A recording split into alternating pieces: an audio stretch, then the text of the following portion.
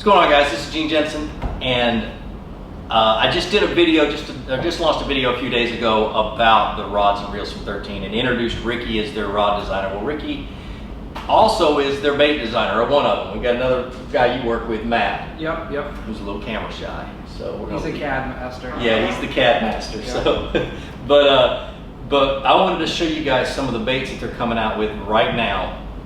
That some of them I helped work on, that I'm very proud of. Other ones are ones that they kept secret from me because they didn't want me to tell the world and that kind of stuff. But the first thing I want to talk about is kind of go through real quick your design process of how you come up with these ideas and how you bring it to where it is right now. Yeah, so the origin story, I guess, for baits is really interesting because I look at baits like one of those things, the sky's the limit.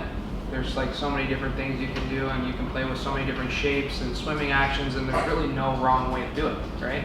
As long as the bait fishes efficiently and swims to a decent tune. So bait concepts and ideas are interesting because they come at the bar, sitting there hanging out with your buddies, and you write something down on a napkin. It comes from fishing, it comes from networking with guys like yourself, and just different tools that we need for different applications. You know, like sitting down with a lot of these tournament guys that we fish a lot around here locally, that's our localized markets, and everybody has a tool specific to that localized market. And then we talk to guys like yourself, which is a different marketplace, and with all these different connections we have throughout the United States, we can find all these unique tools and situations and ways to tweak existing things that we already make, maybe, or maybe completely redesign the wheel like we've done here with like Jabber Trap, for instance. Yep, for sure. The cool thing is this bait, this right here, is a 3D printed model of a bait, which is right here, which is what they're calling it, the pleasure shaft. So that goes from this, so this is usually what the picture Ricky will take and send and text it to me, say, hey, look at this, what do you think, and that kind of stuff. Yep. And then it comes out, and how long does it take to get from this point to this point, on average? Because I know a lot of it. Yep, so we start with a sketch, then we work with like Matt. We've got a team of engineers and CAD designers who then put that into CAD. And then what we do is we form our own modes up back. And it's kind of a unique process. It's kind of like an easy bake oven, if you will. We won't show you the tricks of the trade. It's nothing crazy special, but it's a process that we take, and we're able to mold these things out of 3D printed molds themselves, and then process them and change them and tweak them until we're really, really confident before we go to a mass production mold. So it takes, honestly, it can take anywhere from 2 weeks if we hit it nail on the head, which doesn't happen all the time, or it could take up to 4, 5, 6 months just for the time to. Yeah, for sure. And this is one of the new baits that are coming out anyway. It's their new paddle tail. Yep. And it's got a really cool, the tail itself has a really cool action. It doesn't do this, it just kind of goes You got that little bit of wag. A little wag in the body, which is kind of what you want. But so we covered the design side of it. Let's talk about some of the new baits that are coming out. Might as well start out with the Jabberjaw. Yeah. Really. What's the history behind the Jabberjaw? It's a long one. Do the short version. Short version. Because he told me the long one earlier. Yeah. It was one of those things that you attribute different concepts and ideas to, and I think of a lot of what sparked this concept idea was a lot of time on the water with different guys that are really good with bladed jigs and really good with crankbaits or square bills in particular. And through this process, we just, I guess, woke up honestly one day, do the normal routine we do. We come into the office, we sit down, drink coffee, we start thinking about concepts and ideas, and it just kind of struck our heads. We put it on paper and did our research then, which is kind of the in detailed long version of it. But basically what happened years back, it was almost 3 years ago. Yeah, I remember seeing a sketch like 3 years ago, 2.5 years ago, and just kind of blew it off, and I was like, well, that's a pretty cool idea. But I remember you guys talking about, a chatterbait / square bill. I'm like, how in the world are you going to do that? And then I just kind of went on. Well, that's kind of what happened to us then. So we did a little bit more research. We got our patent lawyers and attorneys involved, and we kind of did a lot of research in specifically the patent genre, and found out that there was some existing patents that existed back in 1994 by the name of Boyd Pfeiffer. And this guy has this bait that never came to marketplace, and we were actually able to interview him, and that's a kind of separate video that just kind of popped up on our Instagram and Facebook a couple days ago. You guys will be able to take the long version here in a couple of weeks, but basically his story is really unique in the fact that something daunting happened through his process of manufacturing, or even to get it to that point, where it fell through. Yeah. It never happened.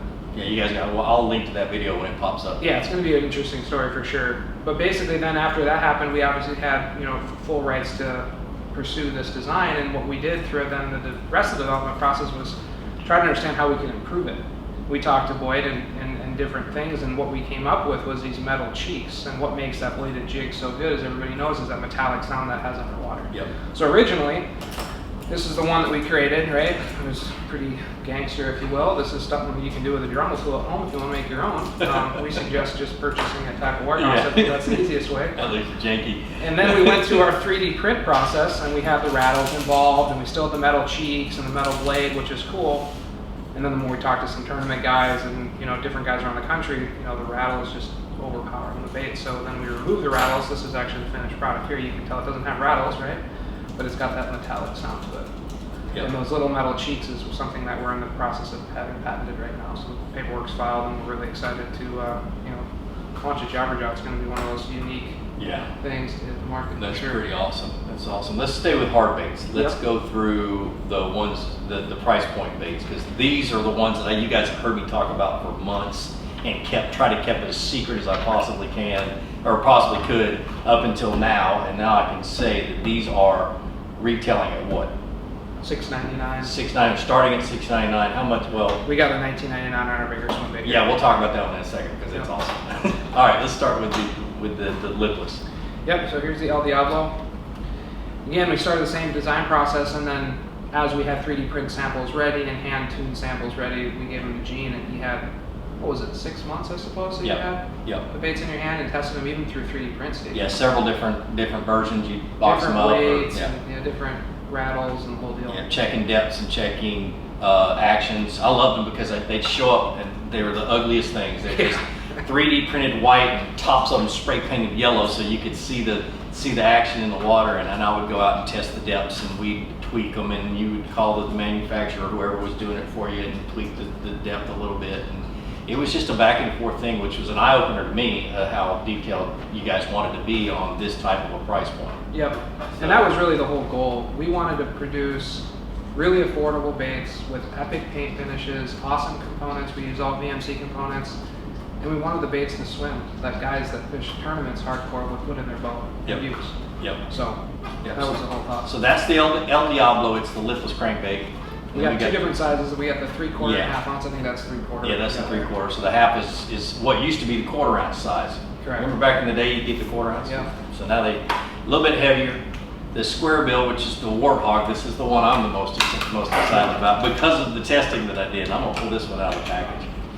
So if I can get my fat fingers in there, I'll have Ben kind of zoom in a little bit.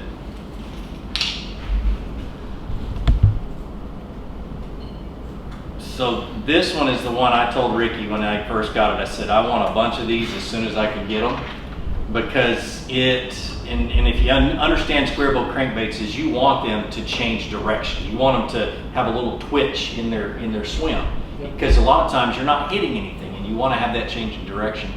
This one hunted like crazy, but never flipped up on its side. It would just swim a little ways and just all of a sudden kick off to the side, and then kick off to the side. And it had an automatic hunt to it. I didn't have to do any popping. I caught 3 fish on the prototype, on the 3D printed Did you really? white and yellow prototype. That's some good super glue then we used. Dude, I was scared to death I was going to lose it. I backed the drag way down. I'm like, I'm going to act like this is 4-pound test line. I'm just going to fight this shit. But seriously, it really has a really cool action, and that's the one that was most exciting for me. And then when you told me what the price point was going to be, I was sold. I think this one's going to be really good. So that's one. I had to toot that horn because it was just something I was really excited about. Then your traditional deep diving crankbaits. We've got a bunch of different sizes and depth ranges here. This is, I think, the 12 or 15 footer. Yeah, that's a 15 footer. We kept a pretty low profile on the baits, kept them as small as we could, but still achieve the depth ranges. And I remember, that was the toughest one. Yeah, exactly. Yeah, we had a lot of fun with that one. And I remember there were 6 different depths or 5 different depths. Yeah, I think what we brought to market is 4. 4. Okay. Yeah. Okay, good. And one of them, the deepest one, goes 20. Which one did you go? Yeah, so we had originally that, like, I think a 22 and a 27, and we're looking at about 18 right now. Okay. All right. So you was 8. That's a good start. Yeah. So if y'all ever come out with a deep one, you've already got it Yeah, we're getting real close to it now. Yeah, exactly. Because that one really had kind of a goof. When it got down deep, it had a little bit of goofy action. But we were working on that one. So it's called the Troll Hunter, which is really, really cool. Weight transfer systems as well. Oh, yeah, yeah, you yeah. don't see it, you know, $6.99 particularly, especially with paint finishes like this and holographic eyes and the whole deal. And one thing too that we've done, and everybody who's got a lot of crankbaits knows this, when you jump in your box and you gotta hit 12 feet, let's say. If you don't have everything organized, let's be honest, none of us have everything perfectly organized. Right. And you want to find out which bait to use, we got the data printed right on the bill, so it makes it a lot easier, especially on the fly. Yeah, I mean, one of the tips I've always said is when you get a crankbait first pull out of the box, you get a little fine Sharpie and you write the depth on there because the box says the depth, but the crankbait doesn't. Yep. Well, they do it for you and they put it on there. And the weight transfer system, for you guys who don't know what that is, it makes it to where when you get ready to cast, there's a weight inside the bait that slides to the back and makes it to where that thing doesn't tumble as much in the air when you cast, and you can get a lot further cast with it. Your jerk baits are known for that, and now the crankbaits. And you can, in the further cast you get, the deeper it will run and the longer it will stay down at the depth that you want it. So that's really critical. Pretty cool. You can do it in that. It's $6.99, right? Because I'm dyslexic. I never remember the number. $6.99. Okay. You got it. I always have to make sure. Topwaters, right? Everybody loves topwaters. Yep. We got 2 different sizes of that as well. Yep. So the Navigator, pretty simple.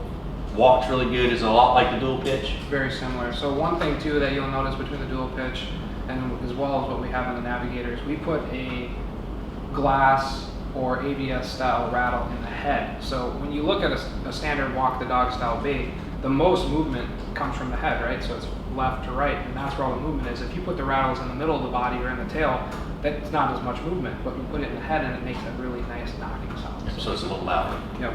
Next one. This one's Poppy McPopface, and we can open this one too because My kids love that name. absolute smallmouth killer. We were up here in Minnesota, probably about 4 or 5 weeks. Kind of got lost in smallmouth country, if you will, and towards the end of the trip, this thing was just annihilating. Yep. The Poppy McPopface. So you can still walk the dog with it. It's got that really nice chug action. We even put the custom hair trebles on the back to kind of match the hatch of every single one of the baits. Just something unique. Usually you'll see like a silver or a red. In this case, we've got all sorts of different. I haven't used it yet. Does it walk pretty good? It does, okay. yeah. Good. Yeah, remember the old poppers? You had to file the lid down just to get them to walk good. So that's awesome. All right, next one. This is the whippersnapper. Again, we got a little bit of a smaller one as well, but again, that weight transfer system is a big deal. Yep. Yeah, jerkbait's another thing you really got to get out there to get it to work right. Yep. And that one's running 5 to 9, and then that smaller version, which is even a smaller profile body, is running 3 to 5. Oh, that's more of a spinning rod style. Oh, okay. So it's that light. Yep. Cool. Yep. Then the little Gordito, little nugget. So I have a box in my boat called Tiny Cranks, and it's my panic box when I'm having trouble catching fish and I need to go find them and I want them to bite something. You run to that. I run to something small, so I'm kind of excited about this one too. Same thing, 7-foot depth. It says it on the bill. Nice, cute little tiny crankbait. You'll throw it on a medium, moderate, or maybe even a spinning rod. Yep. And elephant seed peanuts, I think is what they say. And to have one that small that dies 7 feet, that's going to be your good search bait when you're having trouble finding them. The last hard bait. I'll let you. You're the swim bait guy. So you can go through this one. So why they haven't sent me this, I have no clue. I'm kind of upset about it. But this is a glide bait called the Glidesdale 185, and I'm excited about it because I've seen the video. You've sent me the videos of it, and it's got. Does it have a soft tail? It does. Yep. Okay, a little soft tail. I'll pull it out. Dude, that seems just pretty cool. Yep. It's not like a soft plastic tail. It's still tough. That's going to be hard to mess with. Nice and durable. And one thing too on swim baits, you know this better than anybody, is when you wind in a swim bait, you don't want it to blow out or roll out. But then what's really important is when you kill it, it'll have that straight fall and that shimmy, and it won't just completely roll over or spin around. Yeah, so it kind of it'll fall like that. That's pretty cool. Pretty daggone. I'm excited about that, guys. Because this year is my year for glide baits. I really want to understand them better than I do and really make some good videos about it. Yeah, if you're just getting into it, for $19.99, you really can't beat the price. Yep.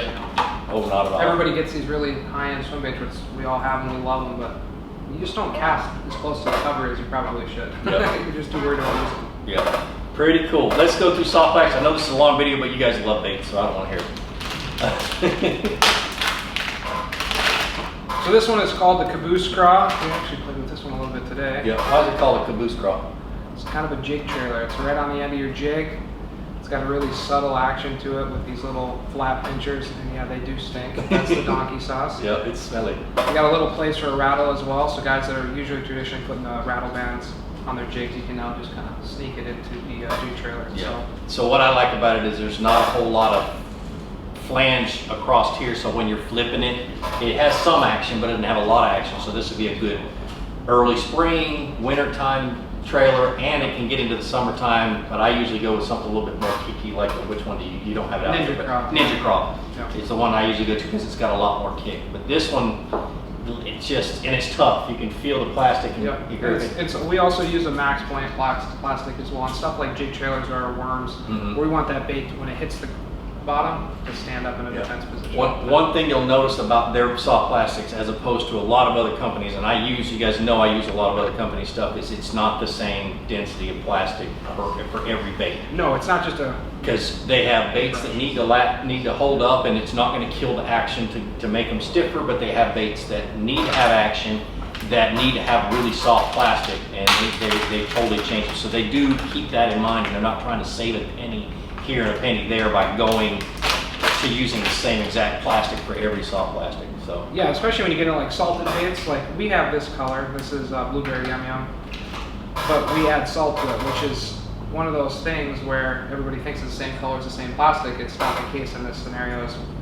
As we impregnate this with as much salt as we physically can, it's not the same style of blueberry yum yum color as you would see in like our BFF form, if you will, where that's going to want to stand straight up. Yep. Yep. Yeah, I haven't even seen this one yet. I've seen pictures. So this one's It's cool got a too. bubble tail, doesn't it? It does, yeah. It's got that little pocket for a rattle as well. It's also a heck of a Nico rig worm. And another little cool feature, give Dave a little call out here. He came to the office, and originally we had this bait, and it was flat nose. And Dave's like, that's great and everything if you're going to have the Texas rig weight on the top. He goes, but I'm going to throw it down here in Florida weightless. You might as well just put a little cone on that deal, and if you want to pop it off, you can, which is a cool little feature. I mean, it's just a simple worm, but it's an awesome little deal, especially like on a Nico weight, you know, where you want to kind of cap it off, you can pinch that. I'd like to see what it does wacky rig. Yeah. I wonder what, because that thing will probably spiral down because it has a little float. I mean, the air being in there is going to float up anyway. Yeah, it's got a little bit of a different shimmy than your traditional stick style baits, but cool. Really well recommended on like a Nico application. Yep. I just like that you guys keep in mind what the density and what needs to be in there for the application or for the bait itself. And it's just pretty cool. Let's look at the paddle tail. Yeah, and this one is interesting too. This one's dual injection, right? So the top of the bait is floating plastic, and the belly is salted, so that helps it from completely spinning and rolling over, especially guys that are throwing it weightless style. It's like having a keel without having a keel. Exactly, yeah. Oh. Well, that's pretty cool. You didn't tell me that. It's pretty sick. Cool. And what's this one? This one's the pleasure shad. Yep, this is a 4.5, and then we got a 5-inch version as well. So the next time you guys come up with names of baits, I want to be part of it. It's got to be fun. But that's just some of the baits that are coming out, guys. I wanted to show it to you. I wanted to hear it from the horse's mouth, really, because he knows more things. Obviously, he knows more detail than I do. But it's just cool to be a part of it. It's one of those things where 3, 4, 5 years ago, I never even thought I'd ever be this deep into being able to help out any way I can with just testing baits that they design. But and that's a big deal for us, you know, having guys like yourself readily available, get as much feedback as we can, because this is a super important thing for us to know, especially the consumer level. Like in an R&D department, you really have a small niche team, which is great. You can get things done efficiently, but then you have to be able to branch out and give it to guys like yourself who are on the water every single day and who have a network of people who can really give the feedback as well. And you can get as much feedback as possible to then come back then to headquarters here and then make those adjustments that are needed, and they're not overlooked. Well, the important thing is you guys listen. Yeah. Because I've been parts of teams where the engineers thought they knew everything and Sure. they didn't listen. And when it came out of market, all the issues we said that were going to be issues were issues. Sure. And that kind of stuff. And that's what I love is if something needs to be tweaked, they listen and they test it out and see whether we were right or we're wrong, and we go back and forth. you know, it's a pretty cool little process, and that's why sometimes takes a little bit longer to get baits out, because they want it to be as close to perfect as they can possibly get it. Absolutely. And there's always those little you know, things, the unseen things that happen once it gets on the market, but those can be fixed pretty easy if you accomplish your goal and your tasks up into that point. Throughout the process, yeah. But that's a pile of baits. So just to think of, I'd probably say 60% of them. We got some other ones hiding in the back.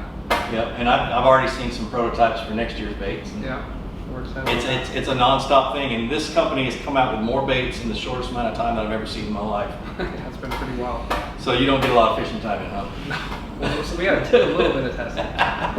Well, that's cool, man. I appreciate it, Ricky. Well, guys, all the links to all these to Tackle Warehouse will be down in the description, like they always are. I'm excited about it. I'm excited about their price point. You guys will be able to afford a good quality bait with a good quality paint job that really does catch fish, and I can't wait. I can't wait to see what everybody's opinion of them are. So, but like I always say, be sure to introduce somebody to fishing. Introduce them to my channel. Let me help you teach them how to fish. More importantly, get out on the water, go out and catch some fish, and have a great day. We'll see you.